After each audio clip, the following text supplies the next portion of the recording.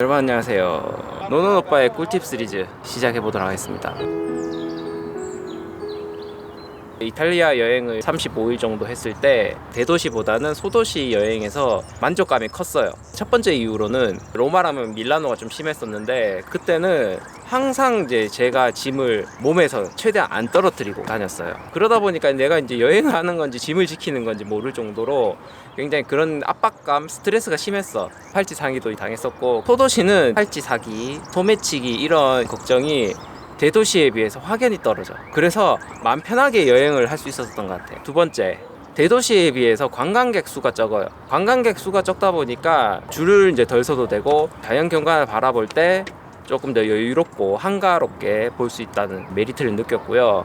세 번째, 대도시에 비해서 결코 꿀리지 않는다. 물론 이제 대도시, 특히 이제 로마랑 피렌체는 많은 이제 문화재들이 있습니다. 근데 그거에 못지않게 소도시도 다양하면서 많은 것을 볼 수 있어요. 폴리냐노 아마레, 해변가 절벽에 세워진 마을, 스머프의 모티브가 된 알베로벨로, 고대 도시 마테라, 천공에서 라푸타의 모티브가 된 치비타, 어느 거 하나 놓치기 아까운 것 같아. 근데 현실적으로 한국 사람이 유럽을 오면은 이탈리아만 보질 않아. 왜냐면은 평생에 한 번 올까 말까.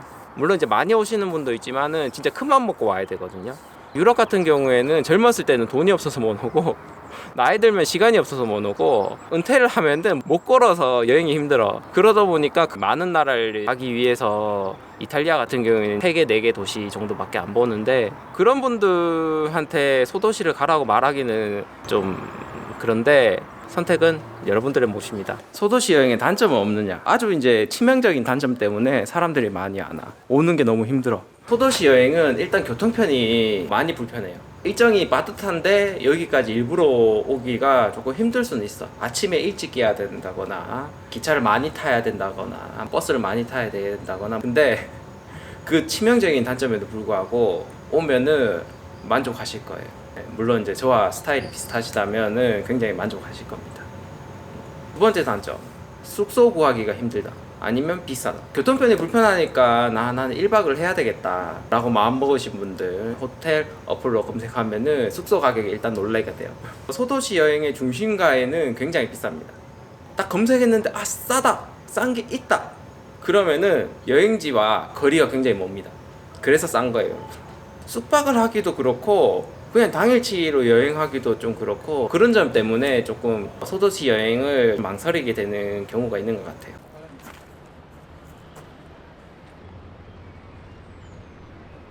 특히 이제 이런 곳 같은 경우에는 한국인이 많이 오지 않아요. 그래서 한국어로 된 정보를 구하는 게 굉장히 힘듭니다. 여기서도 밑에 있는 유람선들 타면서 돌아다니거나 다양한 액티비티를 할 수 있거든요. 근데 한국어로 된 정보로는 그거를 알 수 있는 방법이 많이 없어요. 물론 이제 한국 사람이 많이 가는 아시시 이런 데는 그나마 한국어로 된 정보를 구하기 쉬운데 한국 사람들이 진짜 많이 안 오는 이런 곳 같은 경우에는 정보 구하기가 굉장히 힘들어요. 영어로 되어 있거나 아니면 현지어, 특히 이제 여기 같은 경우 이탈리아어로 된 정보를 크롬 번역기를 쓰든지 뭐 그렇게 하셔가지고 본인이 수고스럽더라도 그렇게 해야 정보를 구할 수 있어요. 아니면 저처럼 그냥 무턱대고 오든가.